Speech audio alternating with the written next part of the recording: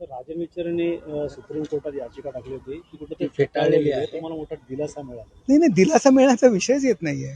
Already हायकोर्टाने ती याचिका फेटाळली होती. त्यानंतर ते सुप्रीम कोर्टात गेले होते.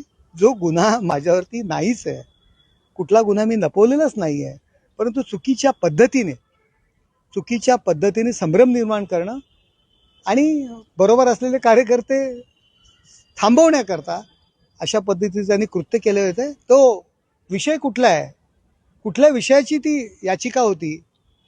ज्यावेळी मनसेची निर्मिती झाली त्यावेळी ठाण्यामध्ये मनसेची सभा उधळली गेली.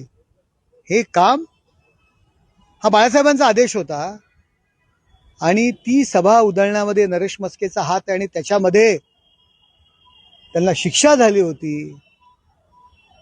अशा पद्धतीचा आरोप त्यांनी मला केला होता.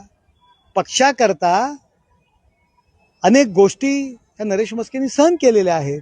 पक्षाचा आदेश मानलेला आहे आणि आदेशावर कृत्य केली आहेत नाही आहेत ठाण्यातील जनतेला माहिती आहे. परंतु स्वतःची कातडी वाचवण्याकरता अशा पद्धतीचा जो आरोप माझ्यावर केला होता, हायकोर्टाने सुद्धा त्यांची याचिका खारिज केली होती आणि सुप्रीम कोर्टाने पण आज केलेली आहे. त्यामुळे दिलासा कसला? दिलासाचा विषयच येत नाहीये. राजन विचारे यांची सगळीकडे हार होते.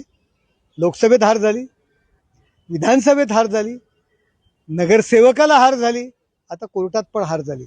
हार नावाचा हार त्यांना घालणं गरजेचं आहे.